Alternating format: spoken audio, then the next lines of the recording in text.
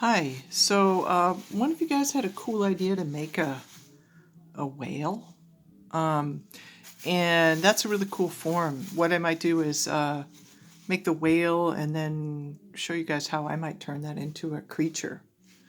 Um, so I like to start with a piece of stuffing, and if you watch that video on making a dog that I posted, she has pieces of foam that she's using, and then she covers up with newspaper. But anyways, paper towels seemed about right to me because it's a little less, it's a little more compressible than newspaper, and it's a little less soft than Kleenex, which I don't think would give me enough body. So I guess I'll use a little bit of both. One thing in the video I just made about the bust, working this small is actually, it's kind of harder to do the features, so you may want to actually work a little bigger. I'm just working kind of small so I can get these done fast. All right. So what I have for this video is I made a little base because if you're going to have like a whale kind of swimming up in the air, I think it's going to need something. So I made this it's just a little pancake of a base. And then over here I rolled out a slab. It's not a very big slab. It's not too thin. It's not too thick. I rolled it out kind of thin and then kept it in a plastic bag because thin slabs are going to dry out really quickly. So anyways, now I have sort of formed this paper towel and Kleenex mixture into, I'm going to roll the slab around it. And then just, this is just extra clay in case I need it. So it's a good idea to have it. And then simply just smooth the clay together. I'm kind of thinking whale as I'm, doing this. Gosh, maybe this will turn into the tail or something. Anyways, this is just a wooden knife tool. And I'm using the sculpture clay body, which you guys might, if you're running out of clay and you're going to need to get another bag soon, you might want to consider getting this body if you're,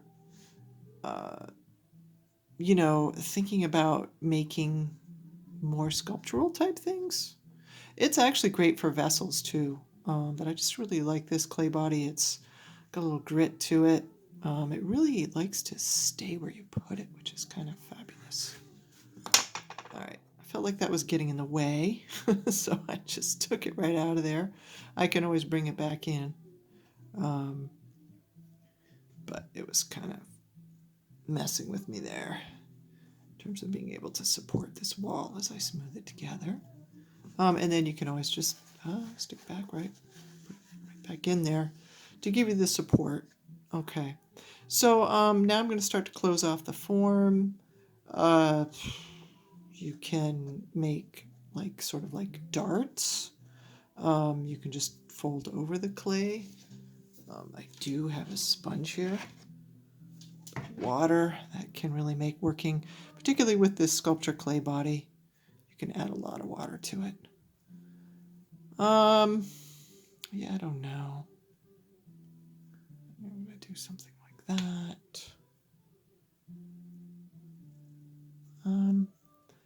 I'm going for a sort of even thickness, but it doesn't really matter that much when you're working hollow like this.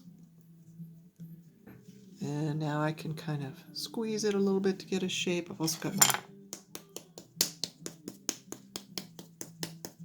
handy wooden paddle. And that can help you control the shape quite a bit.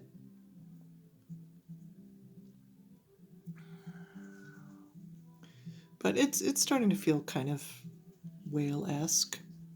I don't know, I really liked the drawing that the student made also. It had like cool designs on it.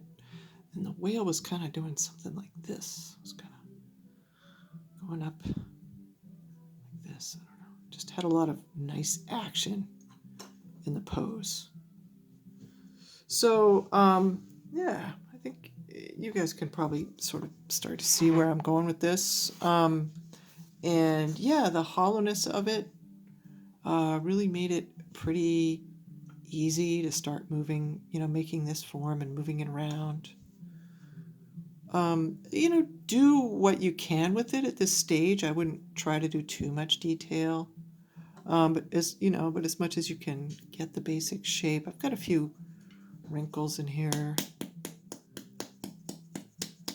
And this little spoon is taking care of that pretty well. But that's another great thing about this, building hollow method is when you paddle it, clay has someplace to go. That actually works really well if you're building solid too.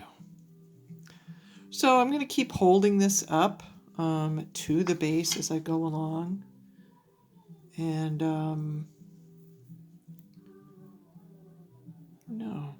I think I could just make the tail out of this clay I've already got here. I'm changing its shape pretty drastically, so I'm going to... Oh, and I don't think I made that a super even cut, so I'm going to add a little bit more clay here. Sorry, try to keep this more in the frame.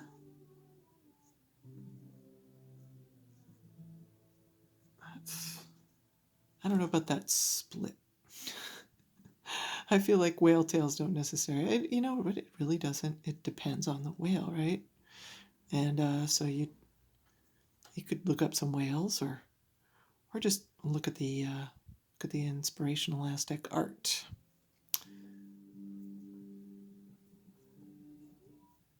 All right. So narrowing this a little bit, maybe splaying those out. Anyways, what I would do is now pretty much don't do too many details, just let it firm up. That's the key. And then,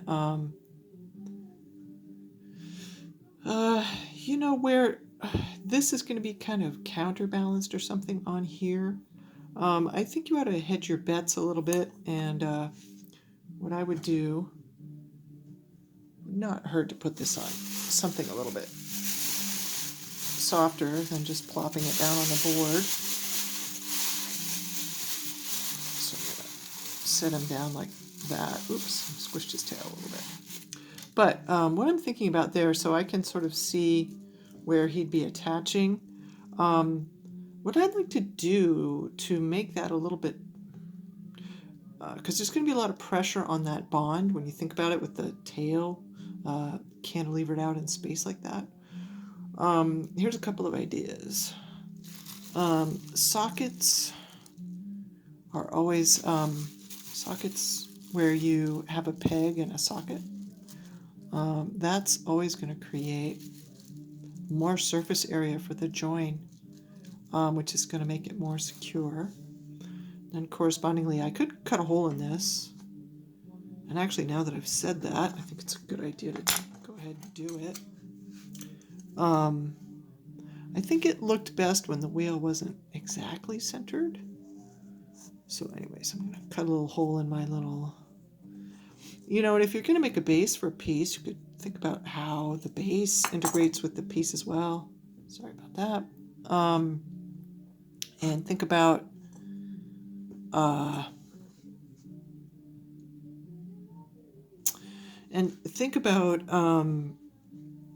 if the base can somehow add meaning to the piece. And, this is a whale. I don't know. Most basic thing is the base represents the ocean. You can make it look like waves or water or something. I added that bottom back in because I'm just realizing that's another point of attachment.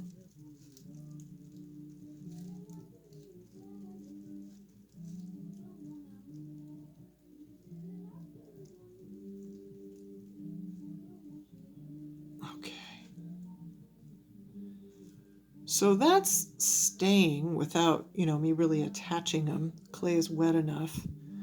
But I have a feeling the piece may fall over. Yeah, it kind of wants to, doesn't it?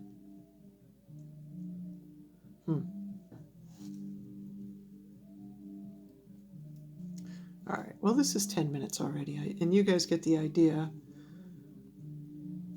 might even let them firm up a little bit and then maybe add a little clay under here to help that be more stable. That would give a little more action to the piece anyways, kind of dynamism. But just to finish this off, I would actually separate these and let them dry separately. It's going to be much easier to add your designs to the whale and paddle it and so forth as a separate piece.